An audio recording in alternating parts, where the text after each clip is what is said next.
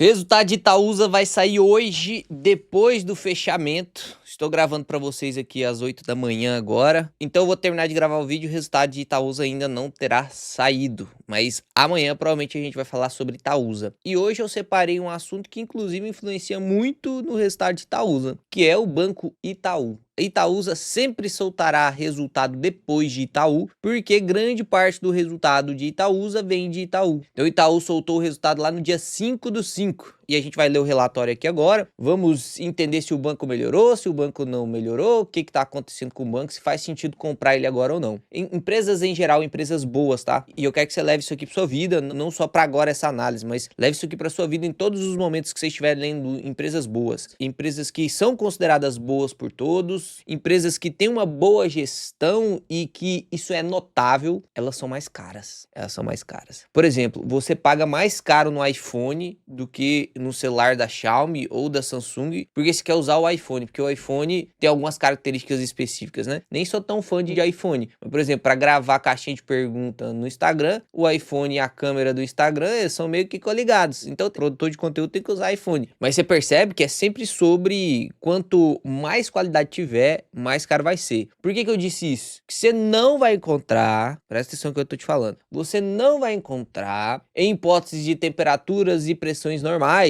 Ou seja, se o mercado estiver normal, você nunca vai encontrar a mesma margem de segurança para aportar em Banco do Brasil e Itaú. Itaú naturalmente será mais caro, porque ele é melhor do que o Banco do Brasil. Então não é sobre qual é o melhor banco, porque o melhor banco a gente sabe qual é. E nada muda você como investidor saber quais são as melhores empresas. Você vê que não faz sentido você saber quais são as melhores empresas, apenas por saber quais são as melhores empresas. Às vezes as melhores empresas estarão caras o suficiente para que você não consiga entrar. E hoje a gente vai falar talvez da oportunidade que surgiu aqui em Itaú. Quero mostrar para vocês. Então, primeiro ponto, vamos dar uma olhada aqui no ranking de ações, na Ward. E dentro das empresas mais baratas, as 20 mais baratas em grau de efetividade, não temos aqui Itaú, né? Se a gente coloca ali o máximo que aparece, ó, Itaú aparece na 24ª e 25ª posição, que YouTube 4 e YouTube 3, inclusive, estão precificados muito para si, né? Normalmente a gente sempre vê YouTube 3 mais barato do que YouTube 4. Normalmente a gente sempre vê isso. Agora, YouTube 3, curiosamente, está mais cara do que YouTube 4. Por isso que é importante você fazer o cálculo de defasagem quando você for fazer seus investimentos em ativos que tem mais de um ticker. Então, ticker 3, 4 e 11 tem que fazer cálculo de defasagem para ver o que compensa mais. Deixei um vídeo aqui absurdo sobre isso. E você perde muito dinheiro só porque você não segue essa regrinha básica. E aí, quando a gente coloca aqui na parte de bancos, fica só ABC e Banco Itaú que se classificam aí como os bancos de qualidade, que estão baratos no momento. A gente já leu ABC, inclusive, agora vamos ler Banco Itaú. Então, eu clico aqui, entro no RI da empresa, vamos aqui para o RI da empresa, e aí a gente vai baixar aqui a apresentação de resultados e a apresentação institucional, beleza? Vamos baixar esses dois documentos aí, vamos ver o que a gente precisa aqui para seguir no vídeo. Toma o seu cafezinho. Então, resultados aqui do primeiro trimestre. Banco Itaú é igual um reloginho para dar dinheiro, né? Igual um reloginho, ele não nos decepciona. E eu quero até pegar este comentário que fiz agora para a gente levar lá no final do vídeo e eu te dar uma instrução muito boa, que já me serviu em alguns momentos. Então aqui o lucro, 12,3 bi. Eu lembro quando ele estava na disputa dos 9 bi com o Banco do Brasil, né? Aí 9 bi, 9,2, 9,4. Banco privado rende menos do que banco estatal. Lembra daquela história?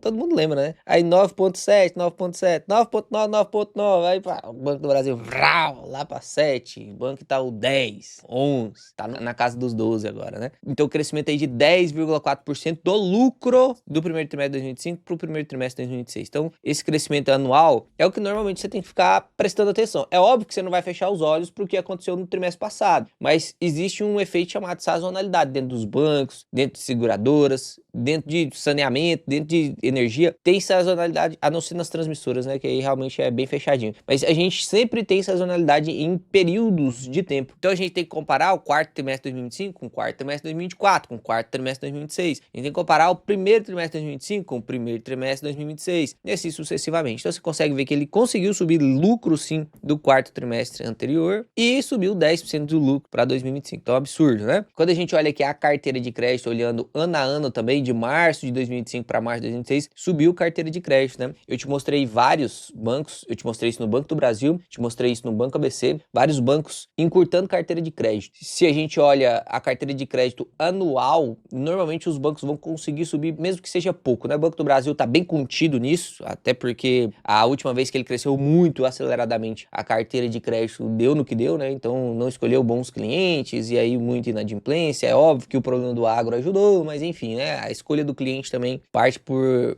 análise de crédito do próprio banco e ele falhou com isso. Então, quando você cresce de maneira mais lenta a carteira de crédito, é esperado que a gente tenha mais qualidade nessa carteira de crédito. E a carteira de crédito nada mais é o dinheiro que o banco está emprestando para as pessoas. Então, se eu empresto para o Joãozinho, eu vou analisar se o Joãozinho tem realmente as condições de me pagar, dado que a taxa de juros está tão alta, dado que 80% das famílias brasileiras estão devedoras e dessas aí 50% estão inadimplentes, que as empresas estão com dificuldade de pagar suas despesas financeiras. Então eu tenho que partir desse princípio, né? Se eu só crescer carteira de crédito, porque crescer carteira de crédito é fácil. É só eu pegar dinheiro de um lugar e empresto para outra pessoa. Eu capito lá, eu faço igual o Banco Master, né? Eu coloco para captar 200% CDI e empresta 300% CDI. Aí o cara do 300% CDI não me paga, eu fico devendo 200% CDI, entende? Então não basta só crescer a carteira de crédito, tem que crescer com qualidade. E aí, como que a gente vê se a carteira de crédito do banco cresceu com qualidade? Porque cresceu 9%. Não foi um crescimento baixo, não. Inclusive, o lucro cresceu mais que a carteira de crédito crescendo, né? Então, isso é bem legal. Mas como que a gente vê se essa carteira de crédito aqui cresceu saudável, né? Eu vou ter que passar isso aqui pra vocês. Eu fiz uma aquisição muito boa pra quem usa óculos. Eu comprei esse negocinho aqui, ó. Rapaz, baratinho no Mercado Livre. É baratinho. Você vai passar menos raiva comprando nesse negócio aqui do que você arrumando um paninho, um lencinho pra você limpar o óculos. Eu limpava na blusa, né? Mas sempre ficava manchado. Isso aqui, não sei se tá dando pra vocês verem aí. Eu tô até com dificuldade pra ler. Aí, meu amigo, você pega isso aqui, ó. Já era, papai. Fica bom demais.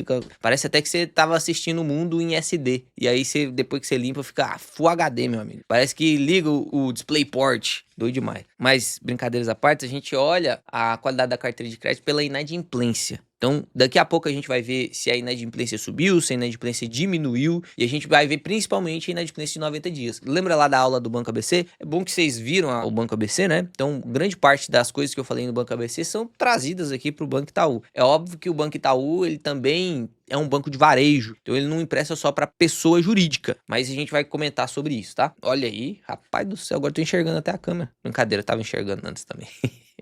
A NPL, que é exatamente a inadimplência que a gente estava comentando, caiu ano a ano, ó, caiu. E no trimestre subiu um pouquinho, mas a gente vai ver mais detalhado posteriormente, que isso aqui tá só nos destaques. O ROI bateu a casa aí dos 24,8%, e aqui você vai ver uma diferença entre o ROI no Brasil e o ROI consolidado. Por quê? O Banco Itaú, ele é um banco da América Latina, tá? Então ele já tem pontos de atuação fora do Brasil. Quando a gente consolida os dados, significa quanto que o Banco Itaú inteiro lucrou. 24,8% de ROI, absurdo. A média de empresa global é 12%. Só daqui a gente parte do princípio de que a taxa de juros tá alta, né? Porque se a média global de rendimento das empresas é 12%, como que pode uma empresa se fundiar, né? Consegue se financiar com dívidas, que grande parte das empresas são dívidas, com a taxa de 15%, de 14%, sendo que o ROI médio é 12%. É óbvio que tem algumas empresas que são muito melhores do que as outras e são destaques realmente, como o Banco Itaú aqui, com 24% de ROI, e isso pressiona inclusive essas empresas que têm um ROI mais alto. No Brasil ficou 26,4% de ROI, absurdo. Por que ele separa a despesa não decorrente de juro? Grande parte da despesa de um banco é juro, porque ela pega dinheiro emprestado de você, de mim. Quando a gente investe num CDB lá no Itaú, a gente tá emprestando dinheiro pro Itaú. Ele tem uma despesa de juros comigo. Ele tem que me devolver os R$100 que eu investi, mais os juros do ano, 14,5. Então eu tenho que me devolver 114,50. Então esses 14,50, que é o custo de juros dele, entra na despesa financeira. E aí, o que é a despesa não decorrente de juros? São as despesas administrativas, as despesas com pessoal, com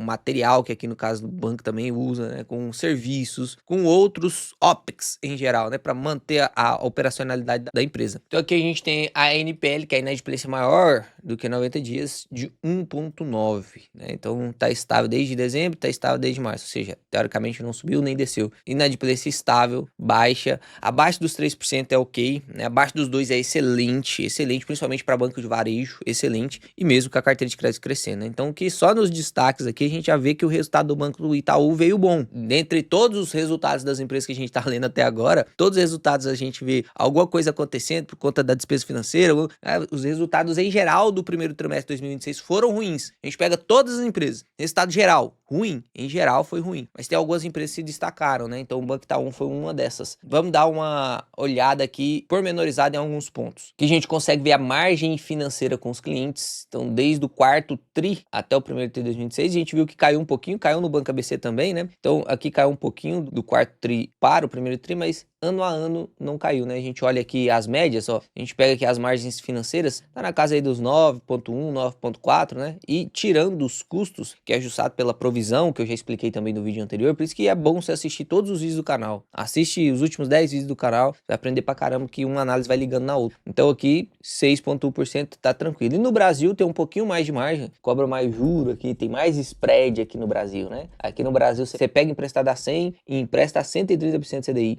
Fora você pega emprestado a 100 e empresta a 110%, 120%, entende? No Brasil realmente é o mundo dos bancos. Vou deixar um exercício para vocês, tá? Eu quero que vocês deixem aqui no comentário. Faz esse exercício e volta aqui e deixa nos comentários depois. Pesquisa um banco na China, um banco na Europa, um banco nos Estados Unidos e um banco no Brasil. Vamos falar assim, ó, pesquisa o melhor banco. Veja o ROI do melhor banco da China, do melhor banco da Europa, do melhor banco dos Estados Unidos e do melhor banco do Brasil. Você vai ver a diferença do ROI desses bancos. Você vai ver uma diferença gritante. E aí você vai conseguir perceber que, pô, tem alguma coisa aqui no Brasil que tá fazendo os bancos renderem mais. Será que faz sentido eu ter banco na carteira? Começa algumas análises, se você começa a fazer, começam a ficar óbvias para você, né? Então faz esse exercício. Uma das coisas que também caiu lá no Banco ABC foi a receita com serviços, né? A receita com serviço do quarto tri para o primeiro tri. Em geral subiu 5,3, mas no tri caiu 5,7. Em geral, sazonalmente falando, o quarto trimestre é realmente muito bom. No primeiro trimestre do ano, as pessoas começam o ano já querendo quitar a dívida, não fazer mais, já começa a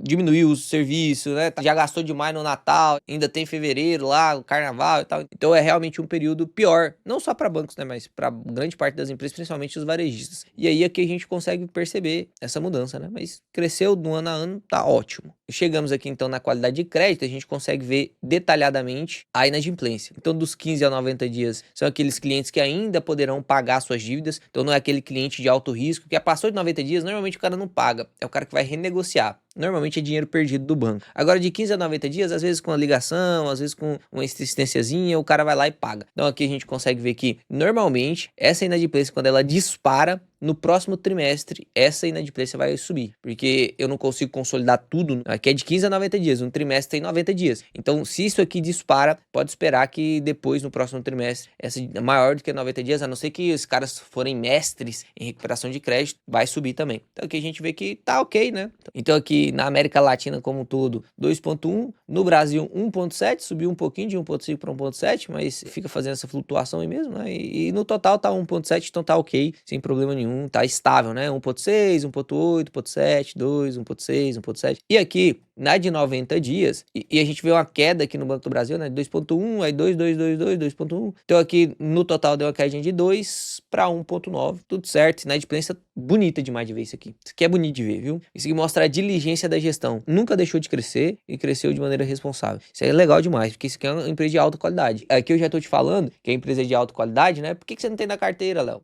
A gente vai chegar nessa discussão. É uma empresa de alta qualidade, mas não tem na carteira. Aqui ele mostra outro ponto sobre a qualidade de crédito, o quanto que eles estão subindo as garantias exigidas pelas empresas, né? Então, lá em dezembro de 2019, as carteiras de micro e pequenas empresas tinham uma garantia de 36%, hoje já 55% no total da carteira, né? Em micro e pequenas empresas, que tem um pouco mais de risco, de 37% para 70%, então estão bem garantidos. Inclusive, o próprio CFO do Banco do Brasil, na última apresentação que ele mesmo fez, junto lá num podcast com o pessoal, que o pessoal do RI interroga ele, né, para ele conseguindo responder e desenvolver o raciocínio, ele mesmo disse que o Banco do Brasil pecou muito nisso, né, que às vezes uma garantia muito alta força realmente o cara a pagar. Ele dá um jeito de pagar, porque se a garantia é muito baixa, ele tira como prioridade de pagamento. Ah, não tem como os caras pegar meu dinheiro mesmo. Não tô dizendo que todo mundo é assim, mas aconteceu muito isso no agro. Aqui a gente chega na parte de custo de crédito, né, então o quanto que custa, e aí vem aquela despesa de juro que eu expliquei para vocês, para poder o banco ter juro que tem emprestado, ele precisa pegar dinheiro emprestado, então aqui vem a gente consegue ver o custo do juro. Se a gente vê o custo do juro aumentando demais, ou é porque cresceu muito a carteira de crédito, ou é porque o spread para pegar o crédito, ele tá muito alto. Não é o caso aqui, né? Então tá tudo certo com a despesa de juros aqui, dentro do possível, né? Porque a taxa de juros está alta. E aí, a gente chega na outra parte, que é a despesa não decorrente de juros. Aí aqui agora você consegue ver detalhado o que é cada uma. Comercial pessoal, a gente gastou 6,5 bi nisso. Transacional, né, de operação, atendimento e tal, 3,9. Tecnologia, 3,1. E outras despesas aqui, 0,5. Então deu no total 14 bilhões no Brasil. Mais 2,2 bi na América Latina, deu 16,6 bi de despesa não recorrente de juros. Isso é loucura, né? Você pensar que uma empresa é grande o suficiente para gastar 10 bi com juros, 16,2 bi com despesa não decorrente de juros, gastar com o restante das outras coisas e ainda sobrar 12,2 bi de lucro. É loucura, não é? É porque vocês não têm ideia do que é 1 bilhão de reais. É muita coisa, é loucura isso. O índice de eficiência, a gente já conversou no vídeo do Banco ABC também, que é a relação entre despesa e receita do banco. A gente quer esse indicador abaixo dos 40 aí, que mostra, caso esteja acima de 40, alto custo sobre receita do banco. Então, o banco teria que melhorar a sua eficiência em quesito de ter menos agências, ou ter menos pessoal, ou ter menos custo administrativo, alguma coisa do tipo. Ele teria que melhorar para baixar esse indicador para 40% abaixo, né? Então, aqui a gente consegue ver que o índice de eficiência do banco, o Itaú, tá de 37,1%, ok. É um índice de eficiência muito bom, é bem abaixo do Banco Santander, bem abaixo do Banco Bradesco também. O Banco do Brasil bate de lavada em todos, né? Que tem um custo de eficiência na casa dos 25, 27. Aí realmente eles são muito eficientes no caso do Banco do Brasil, mas Itaú não tá ruim, né? Não tá ruim. Aqui a gente consegue ver o índice de Basileia, tá 13,4, e o índice de capital principal, que é esse 7,1, inclusive eu ensino bem bonitinho essa parte aqui numa aula específica sobre bancos que tem lá nos membros, mais de 1h30 de live, que é uma parte da live da mentoria. Então você consegue ver lá bem bonitinho, e aí eu explico sobre o capital principal, como que a gente calcula o capital principal, como que a gente vê se faz sentido ou não, tem isso. Em geral, o índice de Basileia que você tem que ter aqui pro YouTube, um conhecimento de nível de YouTube, o que você tem que ter aqui, o índice de Basileia, ele precisa estar acima de 11 e abaixo de 20. Quanto mais próximo de 20, menos risco tem o banco. Ah, Léo, então eu quero ele lá com 19,5, 20% de índice de Basileia. Beleza, vai ter menos risco no banco. Só que grande parte do capital do banco vai estar alocado em ativos que são menos arriscados, logo tem menos rentabilidade. Então o ideal é que seja balanceado, né? Que seja próximo ali do 15, do 14, porque aí eu aumento um pouquinho o risco da carteira, porque eu tô menos protegido, porém eu aumento também a rentabilidade. Então se a gente consegue manter um índice de Basileia de 12, 13, 14, 15, entregando boas rentabilidades, isso é excelente, é muito bom. No caso aqui do Banco Itaú, o capital caiu um pouco, até porque teve distribuição extraordinária de dividendos aí no final de 2025, então isso sai do capital principal do banco, né? Que o capital principal do banco, ele vem lá dentro do patrimônio líquido, então capital social, reserva de lucro e tal, tirou reserva de lucro do banco para distribuir, para aproveitar da isenção lá de 2025, né? Que a partir de agora não vai ter mais isenção acima de 50 mil reais de dividendos, a gente teve uma redução do capital. Então o lucro aumenta esse capital, o parte distribuída diminui esse capital. Daí o guidance em 2026 eles mantiveram inalteradas as projeções, então carteira de crédito eles ainda pretendem, apesar de não ter crescido nada nesse trimestre, crescer de 5,5 e 9,5 e aqui no Brasil de 6,5 a 10,5, então eles ainda pretendem crescer essa carteira de crédito. Margem financeira cresceu, manteve, né? Margem com o mercado também cresceu, manteve aqui. Custo de crédito, isso aqui é sobre aquela qualidade de crédito que a gente viu lá em cima, né? Então que você consegue ver o custo de crédito, isso aqui é a famosa PDD ou PLCD em alguns bancos, que eles trocam o nome, né? Não sei porque, é para falar a mesma coisa, que é a provisão de devedor duvidoso, ou provisão de crédito para quem é duvidoso, né? Os clientes duvidosos, que é aqueles que atingem o estágio 3 de carteira de crédito. Então, antigamente, lá em 2024, como que funcionava? Primeiro, o banco tinha que notificar a inadimplência para depois pegar um dinheiro do próprio banco e guardar para, pô, se esse cara não me pagar, eu peguei esse dinheiro emprestado com o Léo para emprestar pro João. Se o João não me pagar, eu tenho que devolver o dinheiro pro Léo. Então, eu tenho que ter um dinheirinho guardado aqui, só para efeito didático, beleza? Então, tem que ter esse dinheirinho guardado. Quando é que eu guardo esse dinheirinho? Porque esse dinheirinho, teoricamente, ele vai ser perdido. Porque se o João não me pagar, eu vou ter que pegar esse dinheirinho que é meu e pagar o Léo. E aí o João, sem vergonha, me deu calote. Entendeu? Basicamente é isso. Antigamente, lá em 2024, com a regra do Basileia 2, a gente tinha que o primeiro o João ficava inadimplente para depois eu provisionar. Hoje não. Hoje, com a Basileia 3, que é uma regra, uma norma que o Banco Central soltou, diz o seguinte: se o cliente chegar a estágio 3 de qualidade de crédito, ou seja, tem alguns pequenos atrasos, mesmo que ele continue pagando bem certinho, mas está com uma situação complicada, ele entra no estágio 3. Então eu já provisiono antes. O João, ele pode pagar do início ao fim do financiamento dele, mas se ele estiver no estágio 3, eu tenho que provisionar para ele. E aí, essa provisão, ela sai do lucro, né? Então, você imagina que esses 10 bi aqui de custo de crédito, que é o que eu tô reservando, essa provisão para saldo duvidoso, ele poderia virar lucro se eu não tivesse que provisionar. Mas é óbvio que em todo banco vai ter cliente estágio 3 e todo banco vai ter que provisionar um pouquinho. Aqui a gente consegue ver que mostra a degradação lá da taxa de juros, como eu citei para vocês antes, porque o custo de crédito tá aumentando, né? Se o custo de crédito tá aumentando, de duas uma, ou o banco não tá conseguindo encontrar os clientes bons, a gente vê que não é isso, porque não tem inadimplência tanto assim, ou realmente a família brasileira, as empresas em geral, estão realmente endividadas e realmente estão com dificuldade para pagar esses juros. Então, basicamente é isso, né? Esse custo de crédito aqui, voltando lá pro guidance então, é o custo de crédito que eles pretendem manter aí durante o ano. Então, 10 bi agora no primeiro tri, se ele só repetir 10 bi, 10 bi, 10 bi, vai dar 40 bi. Então, vai ficar aqui dentro da parte do guidance. Eles querem crescer a receita de prestação de serviço, no ano passado foi 5,3, né? Então, estão aumentando aí. Nesse trimestre não cresceu receita de serviço. Então, eles acreditam que vão continuar conseguindo crescer mesmo sem este trimestre de agora. A despesa não decorrente de juros e a alíquota aqui efetiva. Basicamente é isso. Aqui a gente consegue ver os resultados mais detalhados. Não, o produto bancário, quanto que eu consegui fazer de receita financeira com o cliente, receita financeira com o mercado. Isso aqui é tudo como que ele ganha dinheiro, né? A margem financeira gerencial, que é a margem financeira com o cliente, quando eu empresto para o cliente, e margem financeira com o mercado, quando eu invisto em algo e consigo ganhar margem com isso. Então aqui tá aí as margens financeiras e do mercado, 32 bi. Então de 46 bi que o banco consegue fazer, 32 bi vem de margem financeira.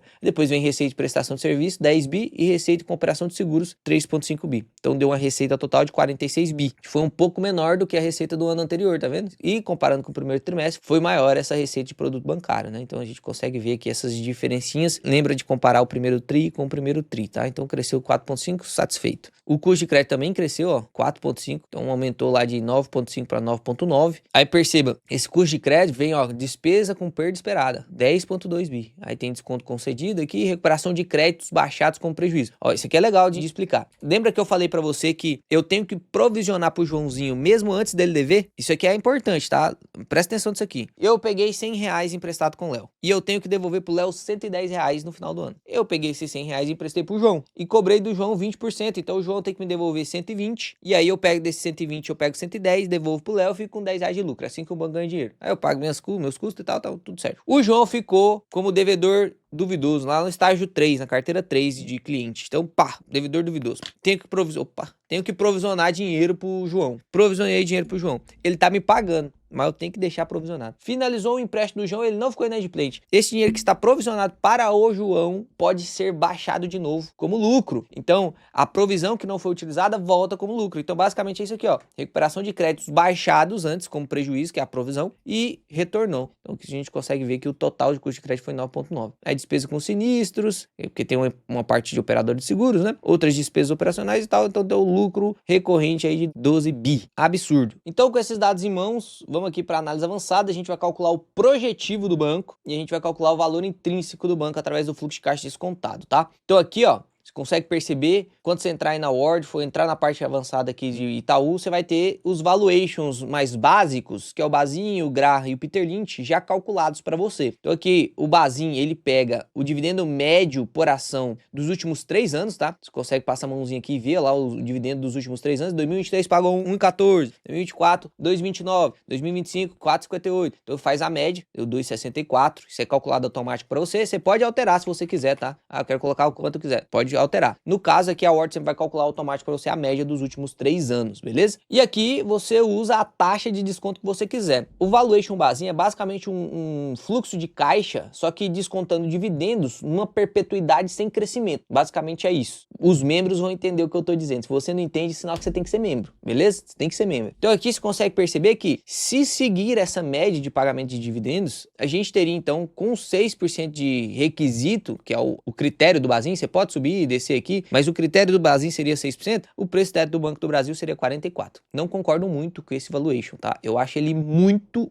iniciante. Se você quiser usar isso aqui, ok, tudo certo. É muito iniciante, a gente não projeta nada, a gente não está considerando crescimento de nada, a gente está olhando de 6% de taxa que aqui no Brasil, em algumas empresas dá para você exigir mais. Então, a premissa de desconto não está ideal, beleza? O Valuation Graham, ele olha VPA e LPA. Em bancos até dá para usar, tá? Até dá para usar, mas não é o melhor também. Banco seguradora, o valuation graph, ele dá uma falhada. Então, aqui também teria uma margem de 6%, aqui 6%. O Peter Lynch, dentre esses valuations iniciais, na minha opinião, é o mais completinho, porque ele pega o dividendo dos últimos 12 meses, então ele junta dividendo com o crescimento projetivo de lucro anual, ou seja, ele não vai calcular uma perpetuidade sem crescimento, ele quer colocar o crescimento ali dentro dessa taxa de premissa dele, 3%, que é a média do PIB e tal, né, média de inflação global, e a gente coloca 3% mesmo. E divide pelo PL, ou seja, ele olha preço, dividendo e crescimento do lucro. Então, isso aqui, para mim, entre os básicos, é o mais completo. Aqui você consegue ver que tá no valor justo, então, segundo o Peter Lynch, 1,19. Não é que o preço teto é 1,19, tá? É porque no Peter Lynch a gente tem uma escala. E essa escala vai de 0 até 2. E aí, quando tá nessa faixa de 1, é justo. Aí chegamos no preço teto projetivo, que inclusive é basicamente o modelo Gordon. Só que aqui você consegue definir quais são as premissas que você quer colocar, né? Modelo Gordon, você usa meio que o CAPM como premissa e aqui a gente utiliza o quanto a gente espera de yield. Então é como se fosse um preço teto basinho, só que a gente não vai utilizar média de dividend yield, porque a gente não quer olhar para trás, a gente quer olhar para frente, o que vai acontecer para frente, por isso que é projetivo, então olhamos para frente, quanto que a gente vai ter de lucro e o quanto que eu quero receber de dividendo em premissa. É o mesmo fluxo de caixa descontado de dividendos, numa perpetuidade sem crescimento, só que pelo menos eu estou projetando. Não é o melhor dos mundos, mas a gente consegue ver no curto prazo o quanto que o banco pode nos pagar em dividendo, beleza? Então aqui a gente vai fazer o seguinte, vamos pegar o lucro projetivo que a gente espera, a Ward ela carrega aqui para você o lucro que já aconteceu nos últimos 12 meses. Então isso aqui é só para servir de base para você, tá? Não é para você usar isso aqui como se fosse o projetivo, é só a dos últimos 12 meses. Então o que a gente pode fazer para projetar? E projetar de maneira conservadora, né? O banco ele vem sempre crescendo esse lucro, mas até o Banco Itaú pode dar vaciladas de vez em quando. O que a gente pode fazer aqui de maneira conservadora é pegar o lucro que aconteceu nesse trimestre e multiplicar por 4. A gente teria então 49,1 bi de lucro líquido. Você percebe que é maior do que o que aconteceu nos últimos 12 meses porque veio crescendo o lucro. Então eu estou usando do primeiro trimestre, que é maior do que o da média dos outros trimestres, né? Então por isso ficou um pouquinho mais alto. E aí, sobre esses 49, você pode predizer que vai aumentar o lucro, porque eles querem aumentar a carteira de crédito, aumentar a receita financeira, então a gente presume que vai aumentar o lucro. E aí você pode aumentar o lucro do quanto você acredita que o Banco Itaú vai crescer seu lucro. Por exemplo, a Ward te ajuda com isso. Você coloca aqui 49,128, né? Então, 49,128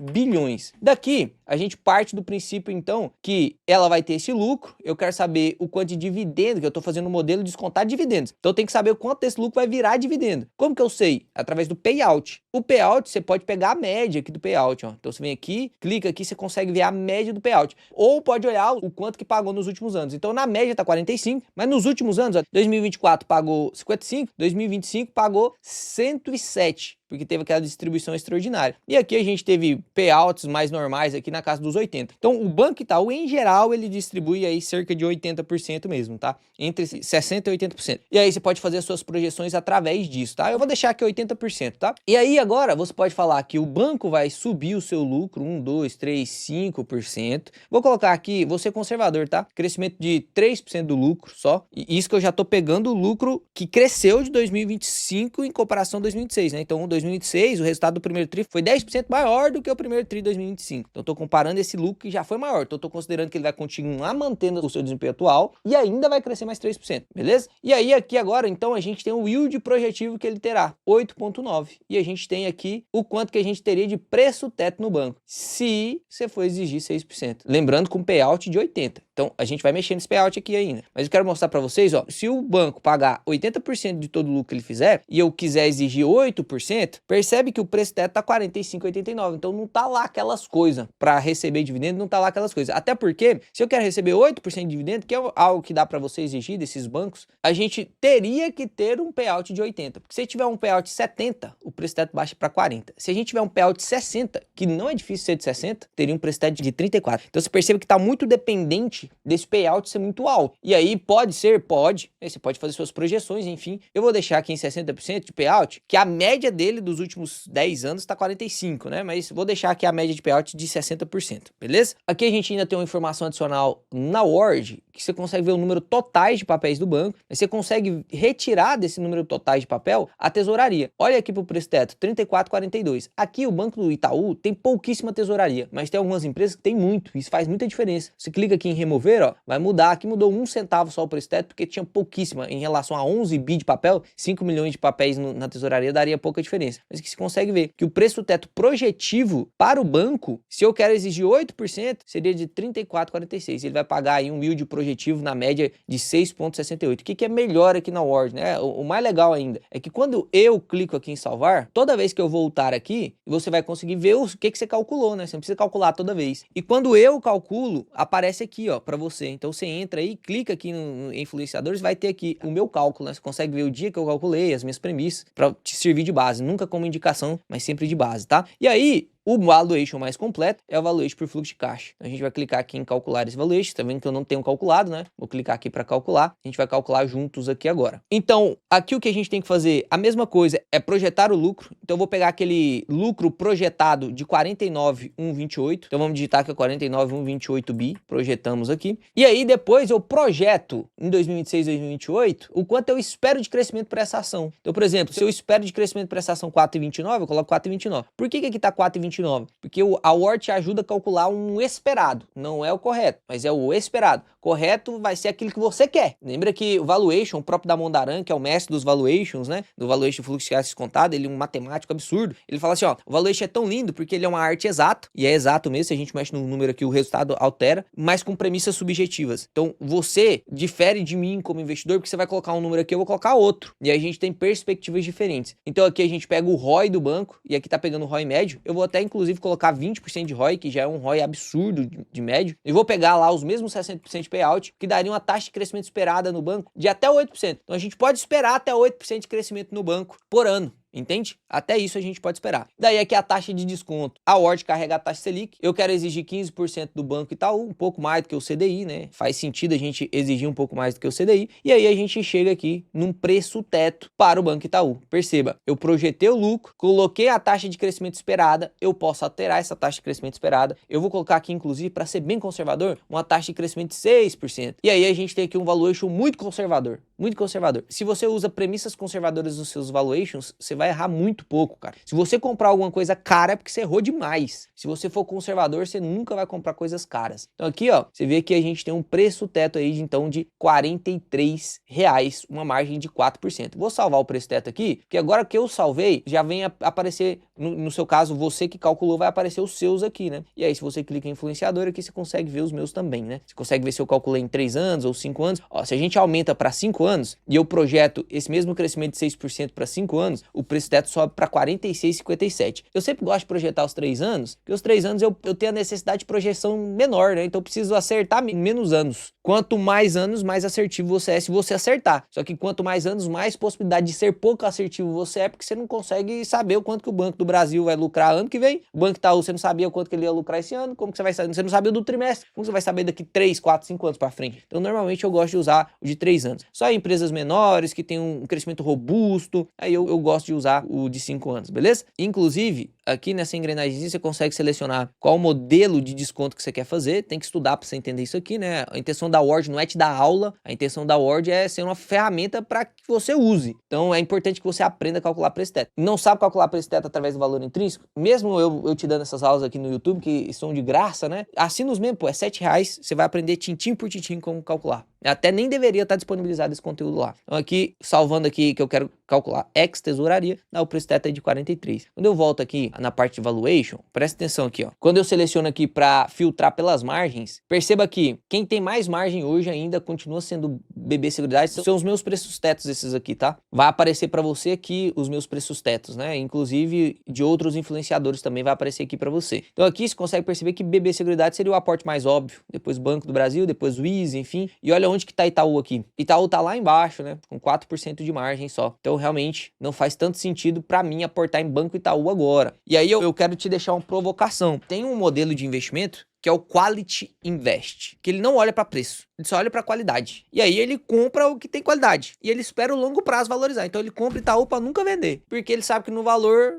lá final depois vai ter, mesmo que o Banco Itaú caia para 38 depois, vai subir em algum momento e ele vai ganhar dinheiro com o Banco Itaú. Esse se chama Quality Invest. Eu uso o Quality Invest, só que eu não uso ele de maneira cega. Eu uso o Quality Invest olhando também para Dividend Invest, eu olho também para o Value Invest. Então eu junto todas essas metodologias para eu conseguir de trazer o maior retorno para minha carteira. Então eu quero a empresa que ela é muito boa, que ela paga bons dividendos para eu reduzir o risco da minha carteira, aumentar meu fluxo, eu conseguir aproveitar de mais oportunidades e que tá num preço bom. Eu não vou ficar comprando coisa muito cara não, porque isso pode ser a diferença que vai fazer você se aposentar 5 anos, 7 anos, talvez até 10 anos mais cedo do que você imagina. Você está investindo em empresas que estão mais descontadas e a tendência de regressão à média do mercado vai fazer com que sua valorização seja maior. E aí, porventura, se em algum momento você tiver até que vender, você vai vender e vai, de maneira consciente, através de valuations, fazendo as suas rentabilidades sempre aumentar. Se você quiser aprender comigo, meu amigo, não tem que pagar nada. É só se inscrever no canal. Eu vou te ensinar aqui o máximo de conteúdo. E sem aquele memezinho de ficar te ensinando só coisa básica. Aqui você vai ver conteúdo denso. E se você quiser aprender de verdade, volte e eu solto a aula básica. Mas a intenção é que seja conteúdo que você pagaria pra ter. Porque aí não tem desculpa você não dar o like, né? Se inscreve aí. Tamo junto. Fica com Deus. Papai do céu te abençoe. Amanhã, mais um vídeo excepcional aí pra vocês. Falou!